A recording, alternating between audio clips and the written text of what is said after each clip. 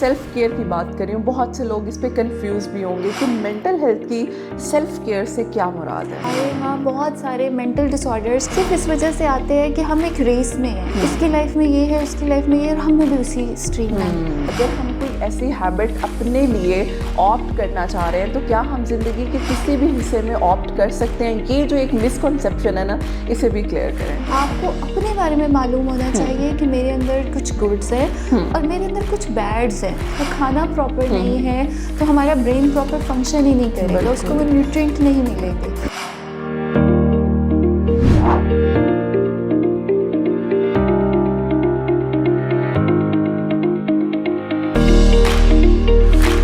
अस्सलाम वालेकुम एवरीवन, मेरा नाम मौफ़ा मलिक है और आज हम हाजिर हुए हैं एक बहुत ही ज़बरदस्त टॉपिक के साथ। जैसा कि हम जो जानते हैं, फ़िज़िकल हेल्थ के साथ साथ यानी जिस्मानी सेहत के साथ साथ हमारी मेंटल हेल्थ, हमारी ज़हनी सेहत बहुत ज़्यादा ज़रूरी है।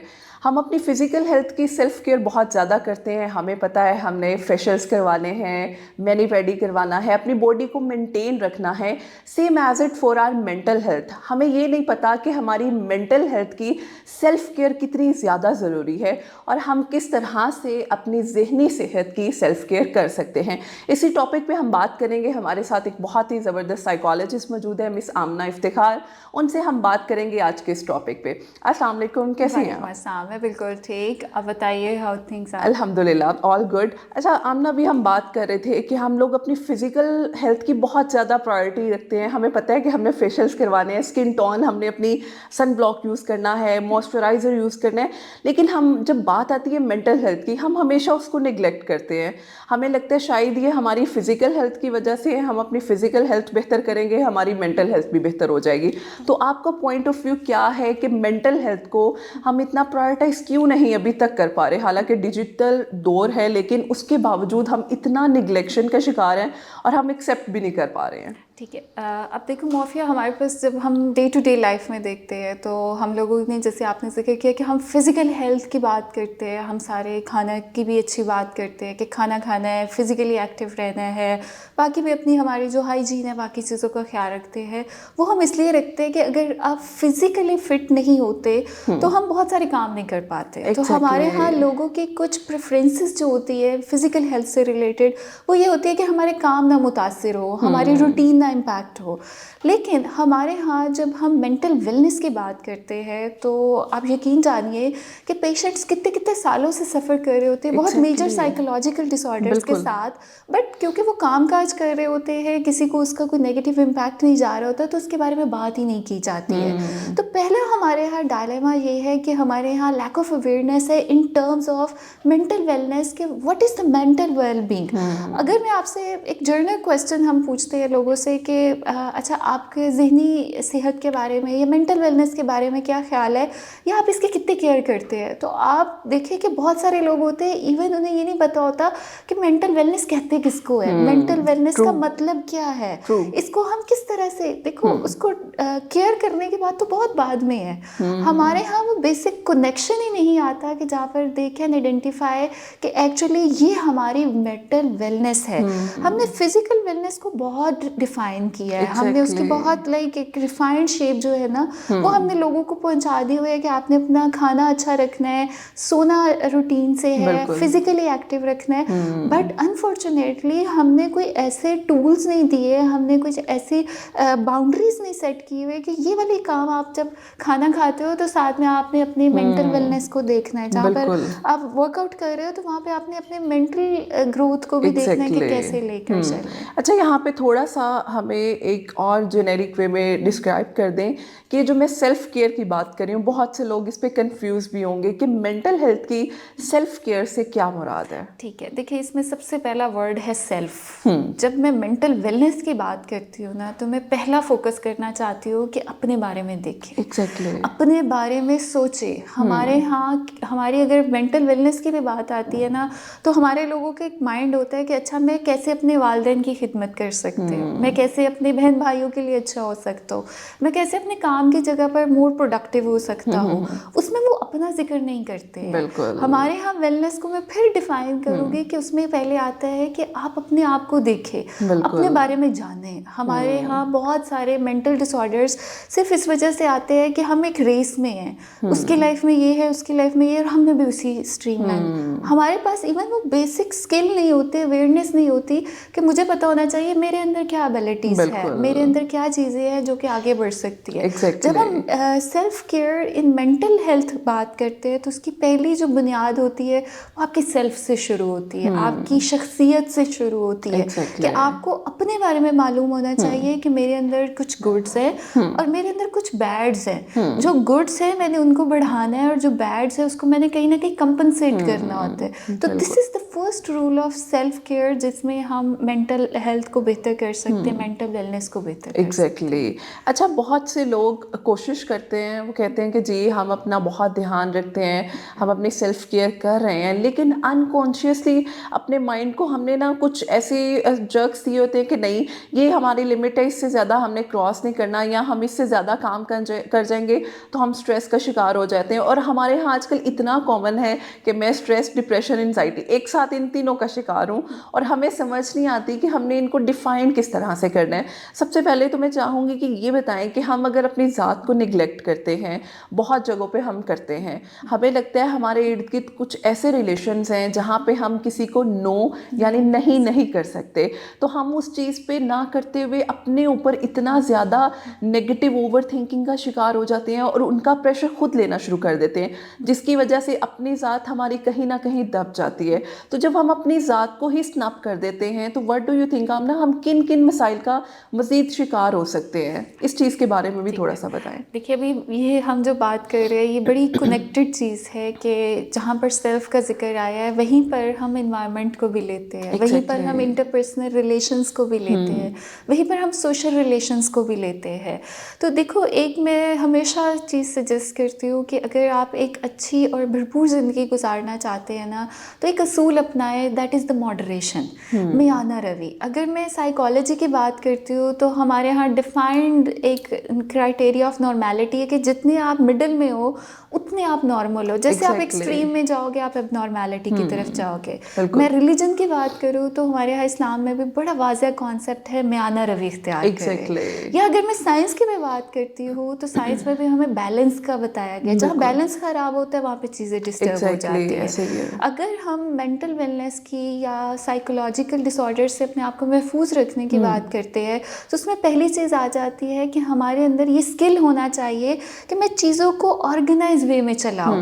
वहाँ पर हमारी सेल्फ भी निगलेक्ट नहीं हो कि मैं दूसरों को खुश करने की एक दौड़ में अपने आप को पीछे छोड़ दूँ, या मैं अपनी जिम्मेदारियाँ निभाने के उसमें चक्कर में मैं अपने आप के कंप्रोमाइज़, अपनी खुशियों को, अपने जो आपका हर एज का एक लेवल होता है ना उसके कुछ आप समझ रहे कि स्पार्क होता है, उसमें कुछ ऐसी चीज़ें होती है जो बाद में नहीं आप इंजॉय कर सकते हैं। तो ये बहुत ज़रूरी है कि हम इस बारे में अवेयरनेस क्रिएट करें कि आप अपने रिश्तों को ज़रूर निभाएं, अपनी जिम्मेदारियों को ज़रूर निभाएं, लेकिन उनको एक एतदाल पर लेकर आए, एक मॉडरेशन में लेकर आए। और जितना आप उनको मॉडरेट वे में चलाएंगे आप खुद देखेंगे कि आपकी रिश्तों की खूबसूरती बढ़ती जाती है, आपका कॉन्फिडेंस बढ़ता जाता है और आपके बहुत सारे ऐसे अनरिलेटेड बर्डन्स जो हम उठा के चल रहे होते हैं वो हल्के हो जाते हैं, जिसकी वजह से ज़िंदगी का जो सफ़र होता है वो और आसान और खूबसूरत हो जाता है। बहुत अच्छी बात की है।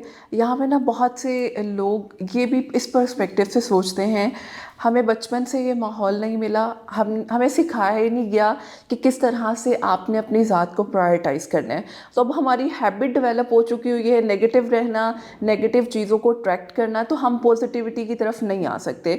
तो व्हाट डू यू थिंक, क्या अगर हम कोई ऐसी हैबिट अपने लिए ऑप्ट करना चाह रहे हैं तो क्या हम ज़िंदगी के किसी भी हिस्से में ऑप्ट कर सकते हैं? ये जो एक मिसकॉन्सेप्शन है ना, इसे भी क्लियर करें। ठीक है, देखिए हम साइकोलॉजी में पूरी एक हमारी बिहेवियरल डोमेन आती है है और उसमें हमारे पास बहुत साइंटिफिकली प्रूवन है कि अगर मैं अपने आप को चेंज करना चाहती हूँ तो वो ज़िंदगी के किसी भी स्टेज पर जाके चेंज कर सकते हैं।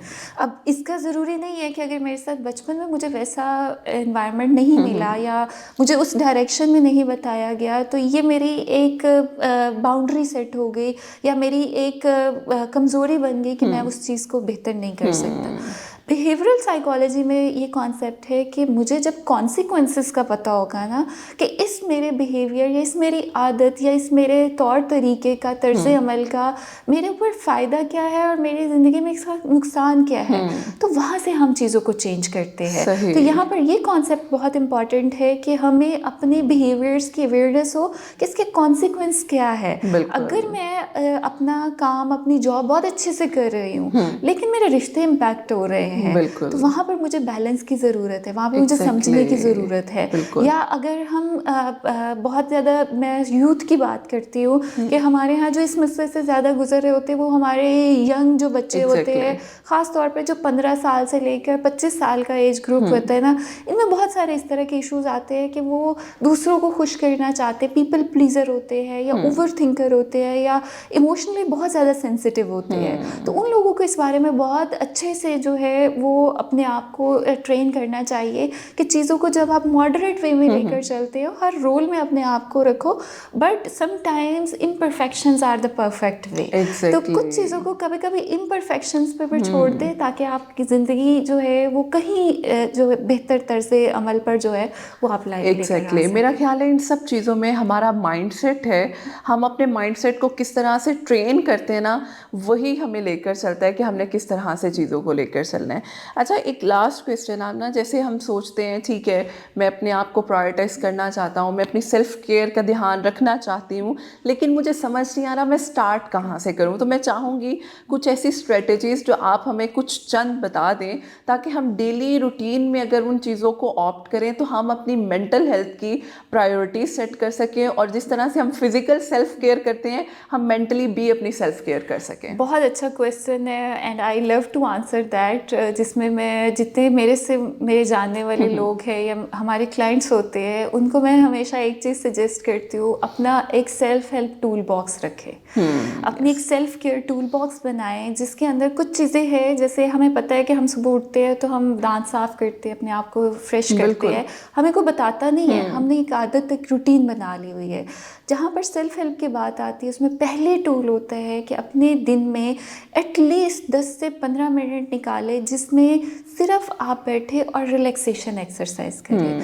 अब रिलैक्सेशन एक्सरसाइज क्या हो सकती है कि आप सिर्फ डीप ब्रीदिंग, लंबे गहरे सांस की वर्जिश करना शुरू करते, मेडिटेशन, पॉजिटिव इमेजरी जिसको हम बोलते हैं वो करना शुरू करते, थोड़ा सा टाइम किसी ऐसी एक्टिविटी में इन्वॉल्व हो जो चैरिटी बेस्ड हो, जिसका आपके कोई आउटकम रिलेटेड चीज़ ना हो, किसी बच्चे के साथ बैठ जाए, किसी बुजुर्ग के साथ बैठ जाए, ये आपकी पहली टूल है सेल्फ हेल्प के लिए कि अपने आप को रिलैक्स करें। दूसरी चीज़ मैं इसमें कहती हूँ कि हमारी बॉडी का फ्यूल है, fuel is like what we are feeding, हम जो खा रहे हैं। हम बहुत सारे टाइम निगलेक्ट करते हैं कि पूरे दिन आप स्टाफ करते हो और रात को आप खा रहे होते हो। सेल्फ केयर जाके मेंटल सेल्फ केयर भी आती है। अगर आपका खाना प्रॉपर नहीं है तो हमारा ब्रेन प्रॉपर फंक्शन ही नहीं करेगा, उसको वो न्यूट्रिएंट नहीं मिलेंगे। तो सेल्फ केयर में दूसरी चीज़ आपकी जो मैं रिकमेंड करती हूँ वो है कि आपकी प्रॉपर डाइट होनी चाहिए। अक्सर लोग कहते हैं कि हमें टाइम नहीं मिलता, तो पूरी दुनिया में सबकी घड़ियों में 12 घंटे ही है, किसी की घड़ी में 14 घंटे का टाइम नहीं होता। तो you have to learn the skill to manage the time. और तीसरी और लास्ट और वेरी इंपॉर्टेंट चीज़ है कि अपना एक सपोर्ट सिस्टम डेवलप करें जहाँ पर आप वेंटिलेट कर सकते हैं, जहाँ पर आप बात कर सकते हैं, जहाँ पर आप एक्सप्रेस कर सकते हैं। अगर अनफॉर्चुनेटली आपके पास वो सपोर्ट नहीं है तो आप कुछ ऐसी एक्टिविटीज़ अपनी ज़िंदगी में अपनाएं, जैसे आर्ट एक्टिविटी हो सकती है, कोई ऐसी रिक्रिएशनल एक्टिविटीज़ हो सकती है जो आपका एक एक्सप्रेशन होता है। तो ये तीन चीज़ें अगर हम देखें, relaxation, management of your food, good intake और आपकी वेंटिलेशन या सपोर्ट आपका सिस्टम जो है वो अच्छा हो, तो ये तीन चीज़ें हमें बहुत सारे साइकोलॉजिकल इश्यूज एंड प्रॉब्लम से जो है वो बचा सकती हैं। और मेरा ख्याल है ये बहुत इम्पॉर्टेंट है, अगर हम स्टार्ट से ही फॉर इंस्टेंस अपने बच्चों को भी सिखा दें, ऑब्वियसली जब वो यंग एज में है, जैसे आपने बताया वो एज ग्रुप जो हमारे लिए बहुत क्रूशल पोटेंशियल है उसमें हम खुद से लर्न करें और बच्चों को भी सिखाएं, वो बहुत ज़्यादा इंपॉर्टेंट है। थैंक यू सो मच आमना, बहुत अच्छा लगा। लेकिन लास्ट में चाहूँगी कोई ऐसा मैसेज जो आप हमारे प्लेटफॉर्म के थ्रू हमारी ऑडियंस को देना चाहें। बिल्कुल, मैं यही कहूँगी कि जो ज़िंदगी है ये बहुत खूबसूरत है और इसी के साथ हकीकत ये है कि इसमें बहुत सारे मसाइल होते हैं, और अगर आप एक अच्छी ज़िंदगी गुजारना चाहते हैं तो कोशिश करें जो चीज़ें आपकी ज़िंदगी में है उसके लिए थैंकफुल हों, और जो गोल्स आप अचीव करना चाहते हैं उसके लिए प्लान करें, उसके लिए एफर्ट पुट करें। जितनी आप एफर्ट पुट करते हैं उतनी ज़िंदगी में आपकी कामयाबी आती है। बिल्कुल, thank you so much once again. और आई होप ये इंटरव्यू हम सब के लिए बहुत ज़्यादा हेल्पफुल है, क्योंकि हम सब कहीं ना कहीं जहनी दबाव का शिकार हैं और हम सबको वेंटिलेशन की ज़रूरत है। तो डू योर सेल्फ केयर, ताकि आप अपने आप को मेंटली जो है वो रिलैक्स कर सकें। जैसे आप अपने आप को फिज़िकली फ़िट रखना चाहते हैं, मेंटली फ़िट रखना भी बहुत ज़्यादा ज़रूरी है। Thank you so much.